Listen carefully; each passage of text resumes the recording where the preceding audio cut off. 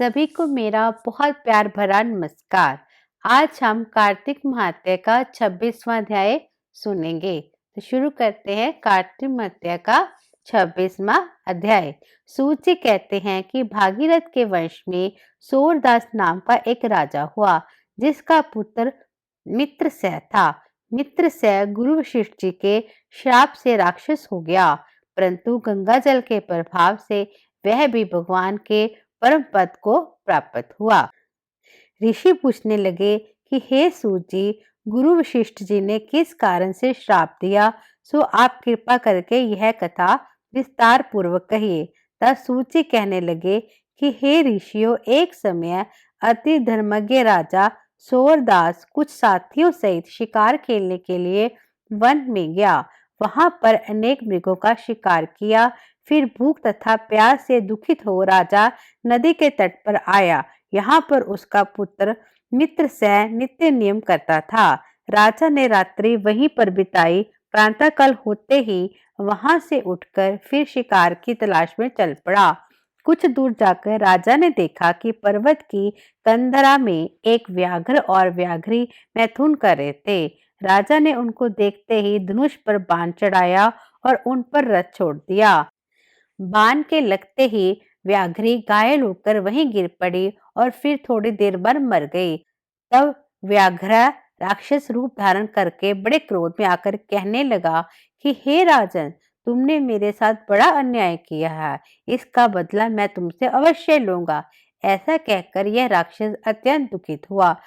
तत्पश्चात राजा ने अपनी नगरी में आकर संपूर्ण वृत्तांत अपने मंत्रियों से कहा। कुछ समय बीतने पर राजा सूरदास ने मुनियों को बुलाकर अश्वमेध यज्ञ किया और गुरु वशिष्ठ जी ने विधि पूर्वक ब्रह्मा आदि देवताओं को हवि देकर यज्ञ समाप्त किया।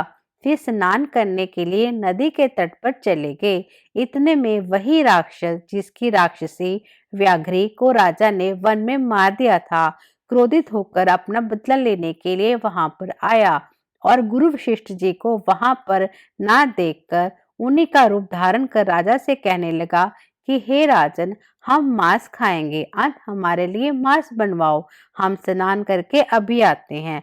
इतना कहकर वहां से चला गया। फिर उसी राक्षस ने रसोइये का रूप रखकर राजा को मनुष्य का मांस पका कर दिया।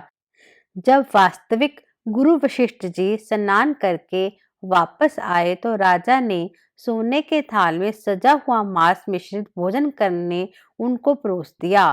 तब गुरुजी ने ज्ञान दृष्टि से मनुष्य के मांस का भोजन जान लिया और क्रोध युक्त होकर राजा को श्राप दिया कि हे राजन, तुमने हमको मनुष्य का मांस खिलाने की चेष्टा की और राक्षसों को भोजन दिया, सो तुम भी राक्षस हो जाओ।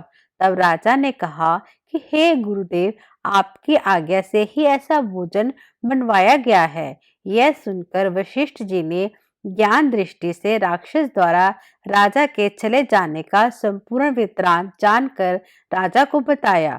तब राजा ने क्रोधित होकर अंजलि में जल ले लिया और कहा कि आपके अकारण मुझको श्राप दिया है, इस कारण मैं आपको यही श्राप देता हूँ कि जब राजा श्राप देने के लिए तैयार हुआ तो उसकी रानी दमयंती कहने लगी, आप क्षत्रिय के पुत्र हो, क्रोध को त्याग देवें। जो भोग आपके भाग्य में लिखा है उसको भोगे। जो मनुष्य गुरु से हुंकार तुंकार करता है वह वन में जाकर ब्रह्मा राक्षस होता है। स्त्री के वचनों को सुनकर राजा क्रोध त्याग कर विचारने लगा कि अब क्या करना चाहिए। फिर राजा ने उस जल को ज्यों ही अपने पैरों पर डाला त्यों ही उसके पैर काले पड़ गए। इसी कारण वह राजा कलमाशपात के नाम से विख्यात हुआ। तत्पश्चात राजा गुरु जी के चरणों में पड़ गया और क्षमा मांगने लगा। तब वशिष्ठ जी ने कहा, क्योंकि यह पाप तुमसे अनजाने में हुआ है, अंत इसके श्राप का प्रभाव केवल 12 वर्ष तक रहेगा। इसके बाद तुम अपने असली रूप में आ जाओगे और अनेक वर्ष तक राज्य भोग कर गंगा जल के प्रभाव से ज्ञान प्राप्त करोगे। तब भगवान विष्णु की सेवा करते हुए अंत काल में परम शांति को प्राप्त हो जाओगे। इतना कहकर गुरु वशिष्ठ जी ने अपने आश्रम को चले गए और राजा राक्षसी देह को प्राप्त हो गया। वह भूख प्यास से दुखी हो निर्जन वन में फिरने लगा। वहां से वह अनेक कष्टों को सहन करता हुआ नर्मदा नदी के तट पर आया और वहां भी वह पशु पक्षी मनुष्य सर्प आदि खाकर विचरण करने लगा। संयोगवश एक दिन नर्मदा नदी के तट पर घूमते हुए स्त्री सहित रमन करते हुए एक मुनि को देखा।